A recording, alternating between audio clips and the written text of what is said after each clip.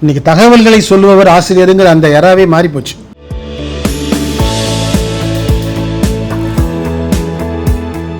Education is not learning of ஃபேக்ட்ஸ்னு Einstein சொன்னது 100% உண்மை. டீச்சருங்கிறவர் தகவல்களை பரிமாறுபவர் மட்டுமல்ல, டீச்சர் என்பவர் அவனை சிந்திக்க தூண்டுபவராக இருக்கணும்.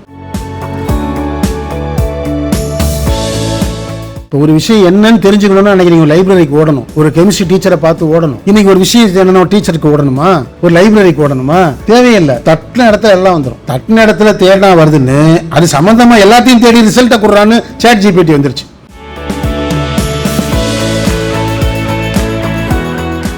அப்ப நீங்க வாத்தியாரை இன்னைக்கு தகவல் சொல்ற ஆளா இல்ல. வாத்தியார் யாரா இருக்கணும்னா ரீட் பிட்வீன் த லைன்ஸ் இங்கிலீஷ்ல சொல்லுவாங்க. தகவல்களுக்கும் நடுவுல சிந்திக்கிற ஒரு விஷயம் இருக்கு பாருங்க, அதை சொல்லி தர்றவன் தான் ஆசிரியனா இருக்கும்.